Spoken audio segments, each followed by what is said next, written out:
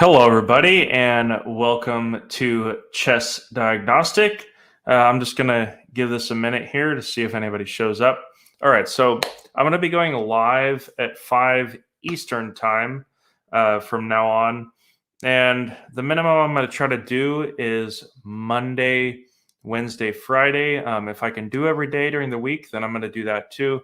But it just depends on how busy I am and if I have some ideas.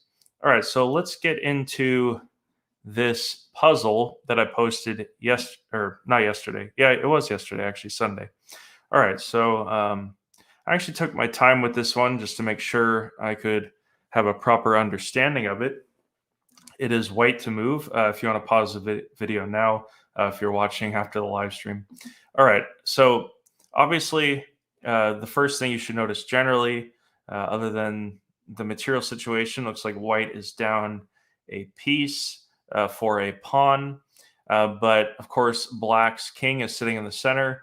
And it does look like, though black has a lot of pieces surrounding his king, he should definitely be looking for ways to break open the position. Now, it does seem a little crazy, but the correct move in this position actually is rook takes pawn. So let's go back a move here. So why does that work?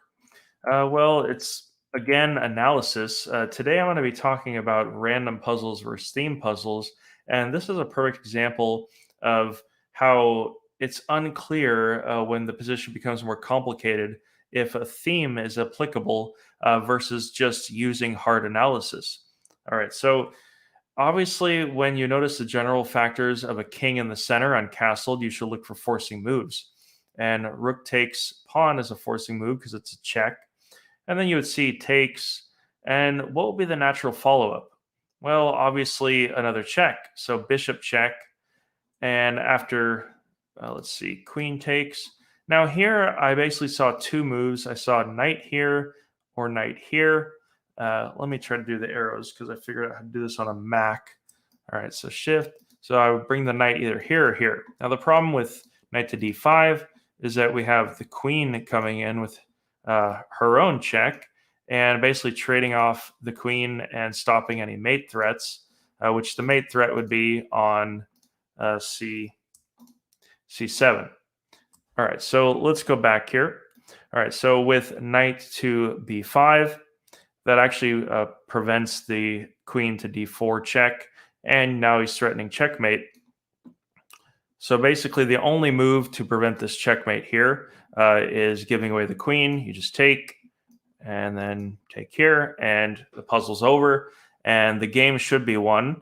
Although I would say it would be a little more difficult than it seems at first, although he can play here. All right, so let's go back and just make some general conclusions from this puzzle.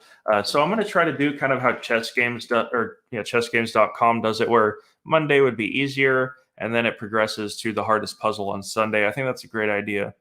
All right, so let's see here. All right, so this is the puzzle here. Takes. Now, when you're calculating these, you want to keep in mind the general idea of attacking the king. So you're bringing in more pieces. And if you're giving away so many pieces, though, as you can see, let's calculate. So he's basically down a rook and two minor pieces. If you're down that much material, either you have to win a lot more material back in the end, or more likely you have to find a checkmate. And so the only thing that white would have to do other than checking on the queen check on d4 here is if there's a way to stop the queen to c7 mate. Now it looks like luckily this bishop is here covering these squares, and there's really no way for the rook to come in. This bishop is useless. This knight is useless, although it can move, but you just checkmate anyway. This bishop's useless. The rook's useless. And the queen's the only useful piece. So essentially it's, now again, we're going to look at the specific analysis of this position. So if you actually calculate it, despite what's on the board, you basically have two minor pieces. White has two minor pieces, so a bishop and a knight, and a queen against the king versus a king and a queen defending against these two pieces. Now, why do I say that? Well, that's because you have, again, as I pointed out earlier, you have these useless pieces. These pieces are doing nothing in this position. And that's the whole point of chess, is to checkmate the king. And so because these pieces here are useless, and it looks like the knight can try to make one or two moves to get in the game. Looks like you could play here. Just obviously you're giving away. You just take, and you'd keep your bishop there. All right, so if the knight moves here, he does cover c7, so you'd have to calculate that. You could take with the pawn. But the computer decides to give away the queen, which I would say a player would most likely, instead of giving away his queen, most likely play here first. You take. Now let's look at the calculation here. It would be the same thing. All right, the computer is going to have these either a ridiculous check or a ridiculous check. All right, so let me get into the main topic of this live stream, which somebody asked on the YouTube comments. They said, should you solve theme puzzles or random puzzles? All right, so with themed puzzles, I would say the only use of themed puzzles is basically 1 to 3 move, possibly 4 move puzzles. Now, I gave a link a long time ago to a site called entertainmentjourney.com, which nowadays looks really, really old.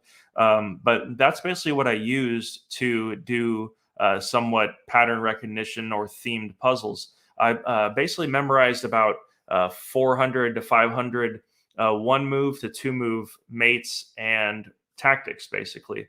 Nowadays, there's a lot more resources than there was, I would say, in 2002 to 2004. Lichess is a great resource. So let's look at the puzzles here. Now, I was looking around for how to do that. Another one is Chess Tempo. I would recommend, although I think that's paid now. But it used to be you could select 1 to 2 move or 3 move for a specific pattern. So let's go to the puzzle dashboard. I think I saw... All right, so this is actually great. You can actually see where your weaknesses are with the checkmate, endgame, sacrifice, fork. Now, let me see here. All right, so here we have puzzle themes. I thought I saw that. Now, this is very interesting. So you can actually go in, and they have a huge amount of themed puzzles. Now, I don't know if you can choose simple puzzles or if you have to do... Let's click on pin here. All right, so actually it looks like this is based on your rating, but I'm sure there's a way... Okay, you can actually change the difficulty. So here's what I would do.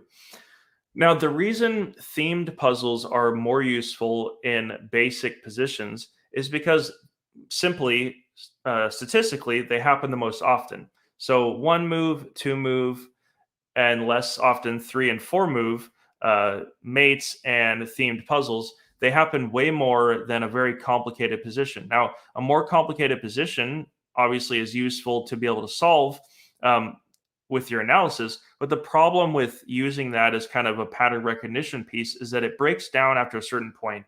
And that puzzle... Here, let's go back.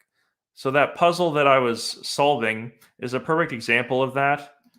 I don't know how I'm going to get it up. Yeah, so again, if you solved a bunch of themed puzzles and then you looked at this position, which is a little bit more complicated, if you relied on just pattern recognition, that's where you make a mistake, which I talked about in the previous video. Now, knowing a forcing move, a check, or a pin is very useful to actually solve the more complicated positions. So you basically should do both, but very simple puzzles for themed is very useful. So let's do some examples here. All right, so puzzle dashboard. I'm still figuring this out for myself. So, all right, let's go back to pins. Pins are very useful. Again, these, I'll say, okay, so motifs, it says here. This actually has a lot of really useful ones. Okay, so pin. Let's go to the easiest. All right, so immediately you'd see check here and then a checkmate. Either the king moves or you take. Now, why is this useful? Well, obviously this happens a lot in games, so you get a checkmate. Now, should you still use your thought process that you would use in a more complicated analysis? Now, this is where the training really comes in. So it's just like music practice. When you practice something, you want to do the most basic, even if it seems very easy to you. You want to go very, very slow. Now, the equivalent of going very slow in music practice for chess would be solving very simple motifed puzzles. And at the same time, you get two things. You get learning pattern recognition of the most important patterns in chess, and you reinforce very good habits that you'll apply as you speed it up and solve more complicated analysis positions, I would call them. You could say more complicated tactics, but more complicated tactics is really just combining all the motifs that you learned. So you should learn to apply those motifs in concert and together only after you've kind of drilled, I would say, at least a couple hundred times each motif would be very useful. That's basically when I made a leap from absolute ranked beginner. In about 6 months I was able to get to 1500 simply by solving those 4 to 500 one moves, and I played about 50 long time control games using a thought process. Okay, so let's go to another one. All right, so this one pops out because if the queen moves to g5, basically there's no way for him to defend it except for g6, and then the queen goes to h6. So again, pattern recognition at play. Now, of course, I can see these very quickly because I solved those puzzles a long time ago. Now, would this be helpful in a game? Not necessarily. You don't just want to look for patterns. And now this is where more random puzzles, or I guess more complicated themed puzzles, is not very useful, because if you're playing a game, you're not just looking for random themes. If you did that, you'd waste a lot of time. You have to use a structured thought process. So how would we look at this simple puzzle in an actual game? All right, so let's say, luckily here it gives us the last move. Let's say the bishop was here and it moved back. Just make up something. I find that pretty helpful because that leads to your next question of saying, what was black's last move and what does he plan to do next? All right, so black moved his bishop back to save it, and maybe he's going to go queen to, let me use an arrow here, queen to c6, threatening a mate on g7. All right, so you keep that in mind. Let's see here. All right, so evaluation, materials otherwise equal. Looks like white maybe down a pawn. But you notice this pawn here on f6. Now black could also threaten to take it, which he's going to do. But then you look for attacking moves. All right, so what's my plan next? I could basically play something like f6 to be passive, but that's rather passive. You want to look for forcing moves. All right, so queen to g6 or queen to g5. This is when you calculate that, and you see he goes there. That's more of a bullet move, because if you take, then you just take. No, you just take the queen. All right, I don't really like these computer moves, though. I would say, okay, so you take it, but let's go back here. Let's say he plays g6, then you go here, and there's really nothing he can do. He's one move too late. If he goes here, then you just checkmate, even though he's threatening checkmate on g2, I guess I should say. Okay, so let's do another one here. Okay.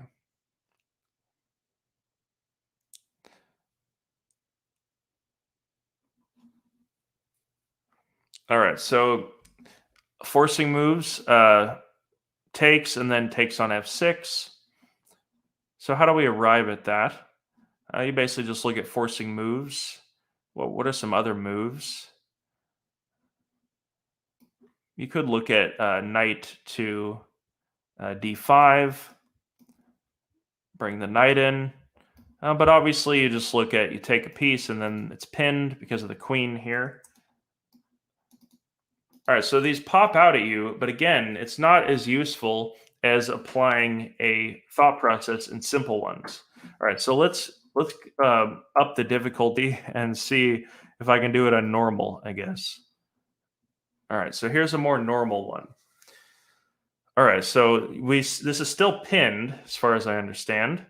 All right, is it white? I think it's white to move. Yeah, it's white to move. Okay.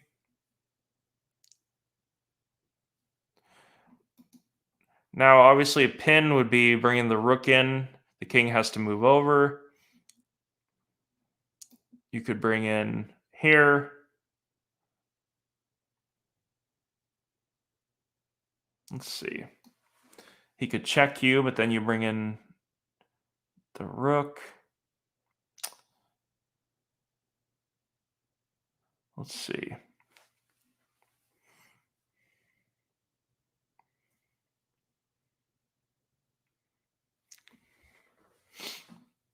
Okay.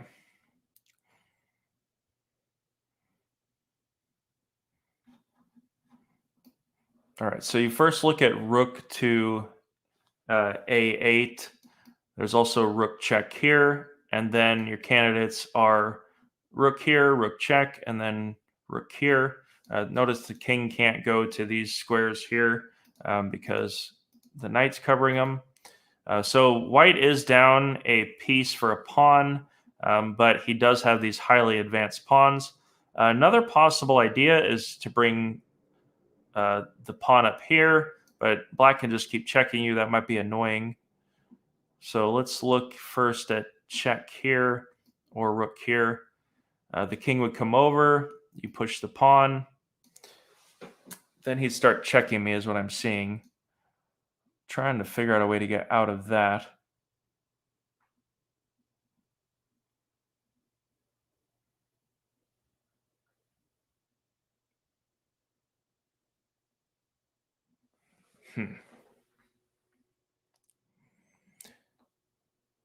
All right, so maybe it's rook to a8. The king comes over. You push the pawn. He checks you. King goes to f5.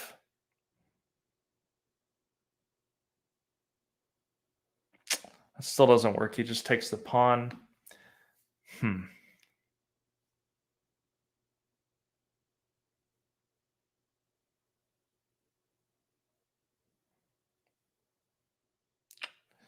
Let's see here.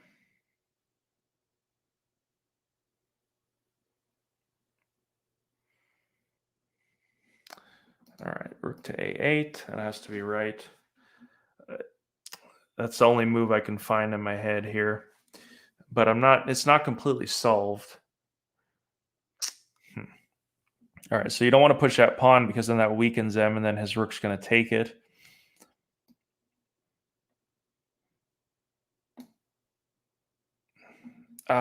And then you can push the pawn.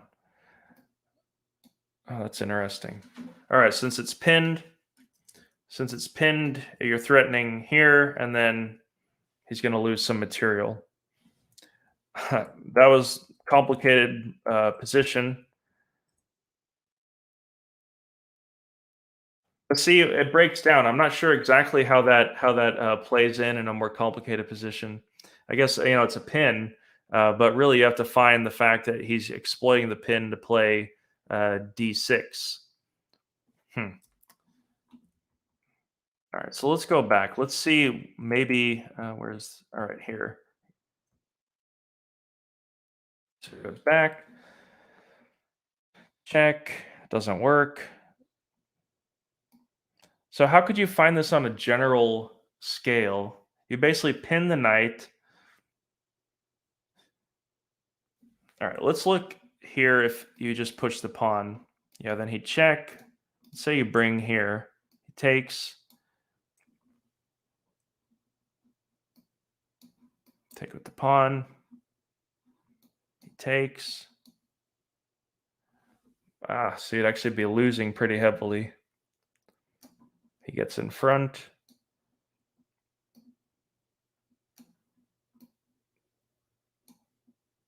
Yeah, that doesn't work. Analysis is hard. Nobody said it was easy. Wow.